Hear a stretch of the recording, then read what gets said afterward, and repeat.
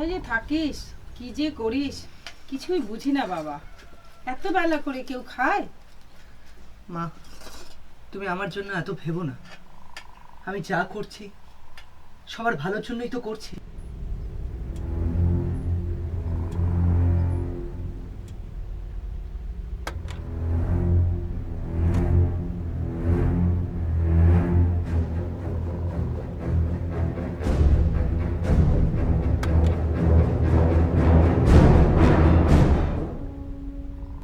দেখবে একদিন আর আমাদের কোনো দুঃখ কষ্ট থাকবে না মা। জানি না বাবা, ভীষণ ভয় হয়। আজকাল যা শুনছি।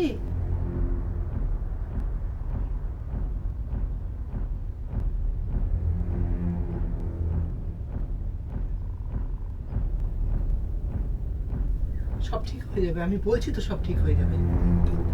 খেয়ে নে বাবা, খা। একটু সবজি দে না। এই 10 শালাকে অনেকদিন ধরে খুঁজছিলাম তোকে। তোর নেতা আমার শখ হয়েছে। চল নেতাকে দেখাবো। চল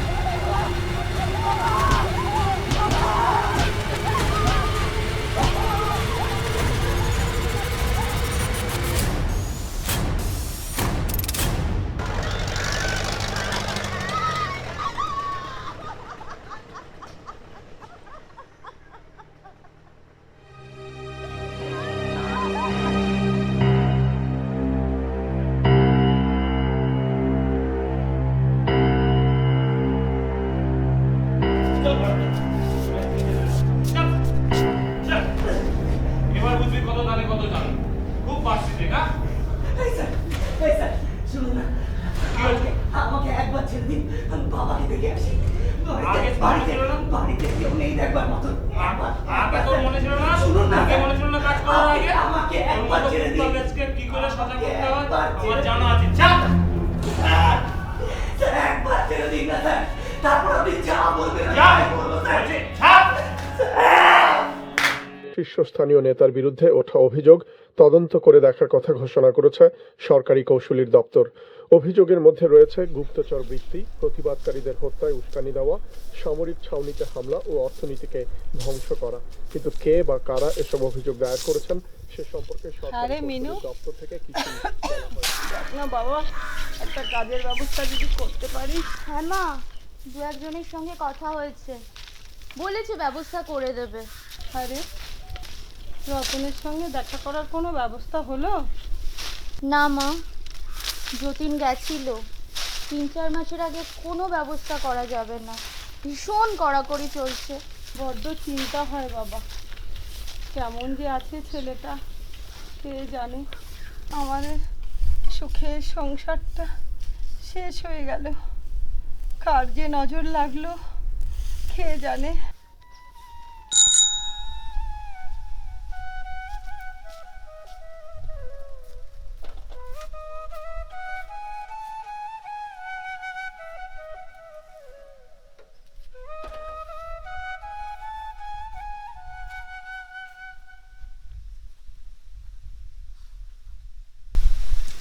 কেন ডেকেছিল মিনু? আসলে একটা কাজের ব্যবস্থা হয়ে গেছে। ওই যে কলকাতায় মাধুরী আছে না, উনি ব্যবস্থা করে দিয়েছে। কলকাতায় অনেক জানাশোনা ওনার। মাধুরী দি? তুমি জানো না মাধুরী দি? আমাকে এটা করতেই হবে। কিন্তু কথা দাও, কিছু একটা ব্যবস্থা হলে তুমি এটা ছেড়ে দেবে।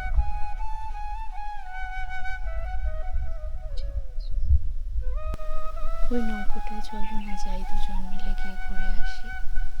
যাবে? চলো।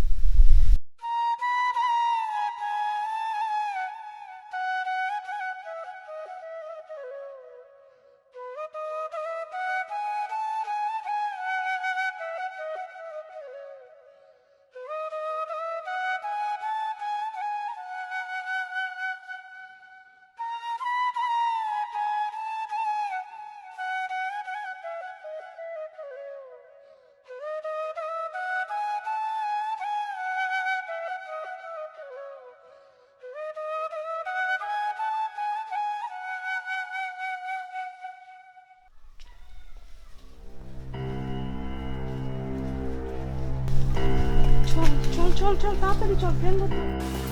মাধুরীদি, আমার বড় ভয় করছে গো। আরে কি হলো? কি করতে হয় ওখানে? কিছুই না, তো যাবি কলকাতায়, বাবুদের একটু খুশি করবি, একটু চা জল দিবি, ব্যাস। আর কি, তোর মতো কত মেয়ে কলকাতায় আছে ওরকম। চল, গেলেই বুঝতে পারবি। ভয় পায় না শোনা, লক্ষ্মী মা আমার। চল চল চল চল, দেরি হয়ে যাবে। চল চল চল চল চল চল। কিরে, কি হয়েছে তোর? কার জন্য এত মন খারাপ?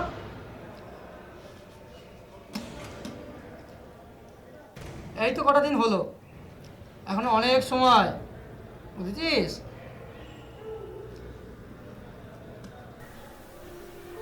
বাবার জন্য মনটা খুব খারাপ লাগছে। বাড়ির লোকগুলো যে কেমন আছে, 3-4 মাস হয়ে গেল, বাবার মুখটা খুব মনে পড়ে যাচ্ছে। এদিকে কি দেখছিস রে বারবার? মন দিয়ে পড়, জোরে জোরে পড়। পড় পড়।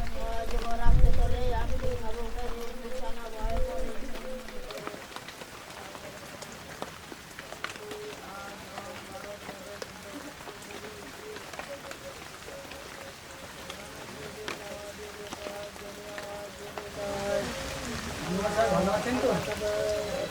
ভালো। তা তোমার বাড়ির সবাই ভালো তো? মোটামুটি ভালো। তা কি মনে করে আসা হয়েছে?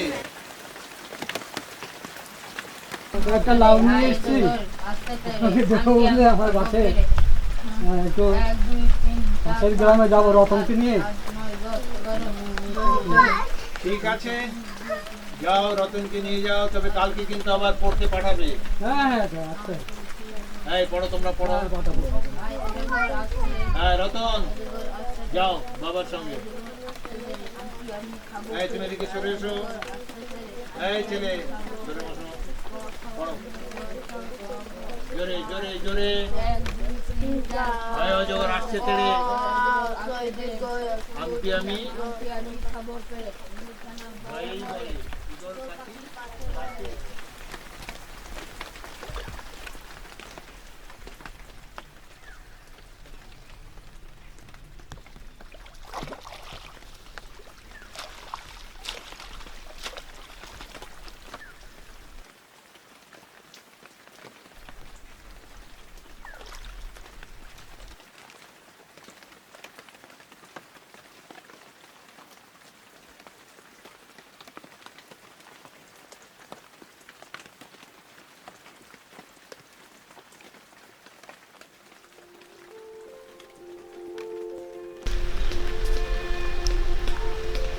ওই যে রতন, চল এবার, আজকে যাবে তো।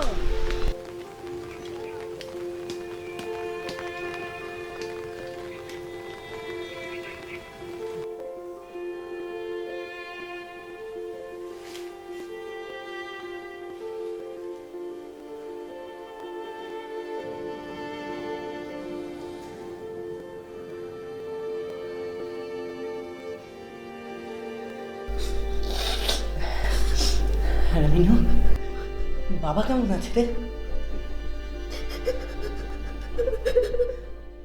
কি রে, কাঁদছিস কেন?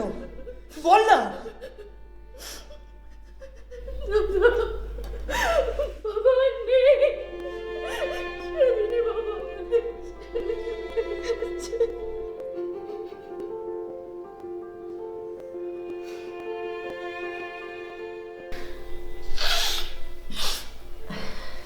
মিনু, তুই আজকাল কি করছিস রে?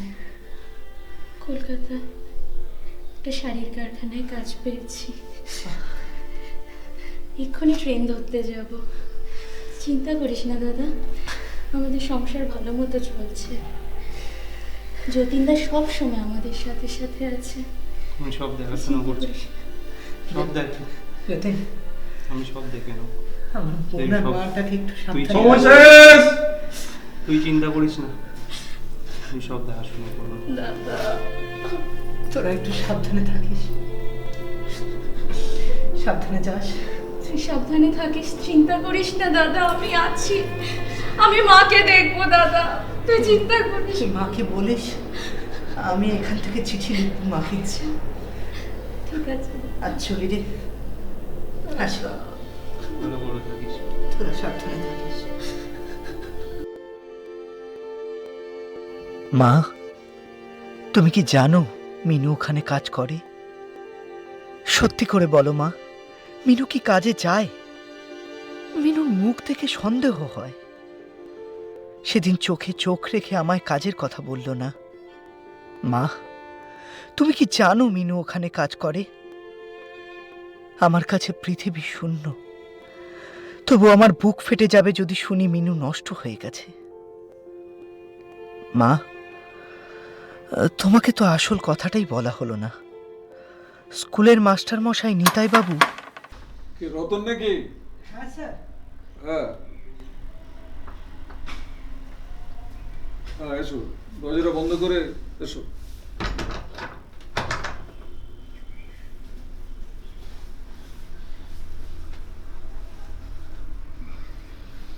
আজকে তোমাদের যে জন্য আমি ডেকেছি, পড়াশোনা করার জন্য না। পড়াশোনা অনেক দিন এবার বন্ধ রাখতে হবে, বেশ কিছুদিন বন্ধ রাখতে হবে, তার কারণ আছে। আজ দেশের অবস্থা খুব খারাপ। আজ চাষি ভাইরা খেতে পারছে না, আজ শ্রমিকরা খেতে পারছে না, সাধারণ মানুষ আজকে অনাহারে মরতে চলেছে। এই অবস্থায় পড়াশোনা করে কি হবে? আমরা পরাধীন ছিলাম, আবার পরাধীন হব, দেশ বিক্রি হয়ে যাবে। পরাধীন? আবার কি করে পরাধীন হব স্যার? পরাধীন কথাটার মানেটা কি? পরাধীন কথাটার মানেটা হলো পরের অধীন। সেই আমরা তো পরের অধীনে ছিলাম। আজকে আমাদের স্বাধীনভাবে কোনো কাজ করার শক্তি আছে? নেই।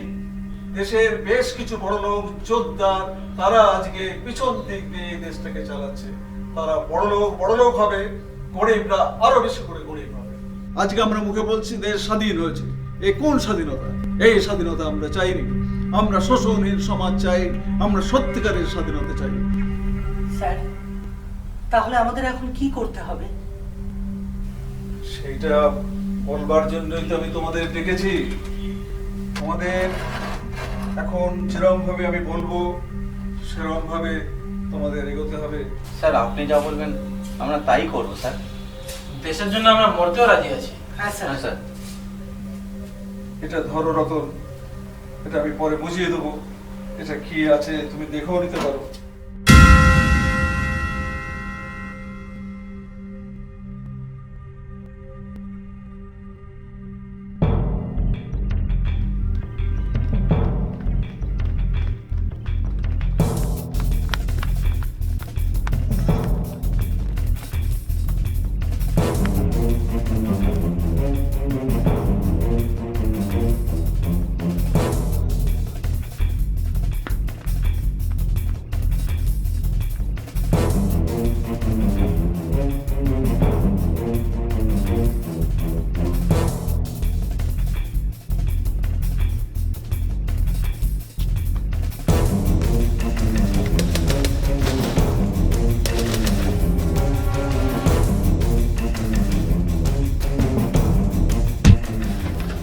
একটা কথা ধরবেন না, চুপচাপ বসে থাকুন এখানে।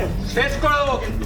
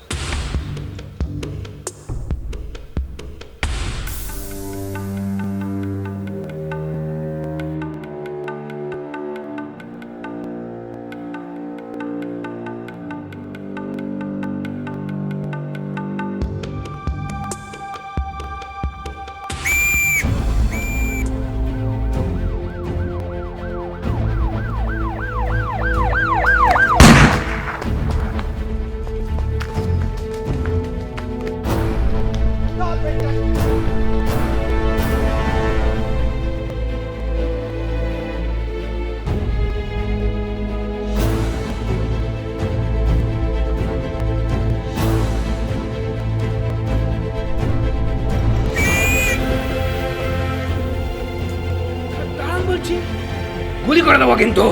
দাঁড়ান দাঁড়ান মাস্টারমশাই, দাঁড়ান বলছি, দাঁড়ান।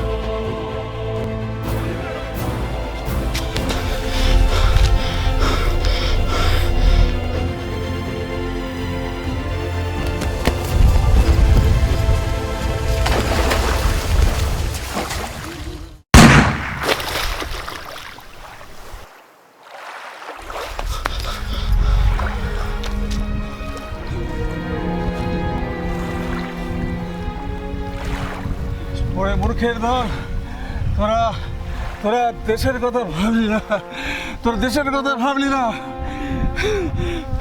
একদিন বুঝবি, একদিন বুঝবি। নবীন প্রজন্মকে মরুপথে চালিত করতে একবারও দ্বিধাবোধ হলো না আপনার? ভুল বুঝিয়ে ছেলেদের নষ্ট করেছেন। আপনার তো নতুন প্রজন্মকে মানুষ করার কথা ছিল মাস্টারমশাই।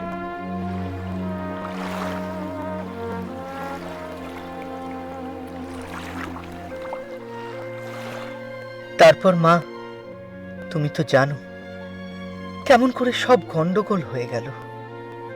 ভাবতে গেলে মন উদাস হয়ে যায়। মা, আমার জন্য একটা ঘর ছারখার হলো। আমি তখন কিছুই বুঝতে পারিনি। জানি একবার যদি তোমাকে বলতাম তুমি কিছুতেই যেতে দিতে না। মা, তোমার কোনো অসুবিধে হলে তুমি যতীনকে বলো, ও তোমার কাজ করে দেবে। ভীষণ ভালো ছেলে।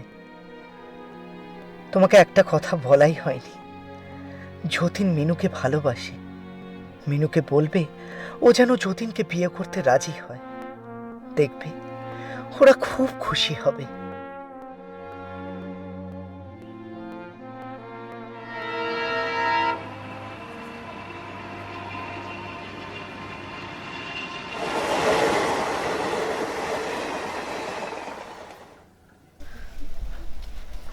মিনু, তুমি কি চাকরিটা ছাড়তে পারবে? তোমার ক্ষমতা আছে আমাকে বিয়ে করে ঘরে নিয়ে যাওয়ার? তাই বলে কি শরীর বেঁচে? যতদিন কিছু না হয়। কিন্তু আমার যদি কিছু একটা হয়ে যায় তা বলে কি তুমি চাকরিটা ছেড়ে দেবে? কথা দিলাম। তুমি জানো কি কলকাতায় আমার একটা কাজের বন্দোবস্ত হয়েছে? সত্যি? হ্যাঁ।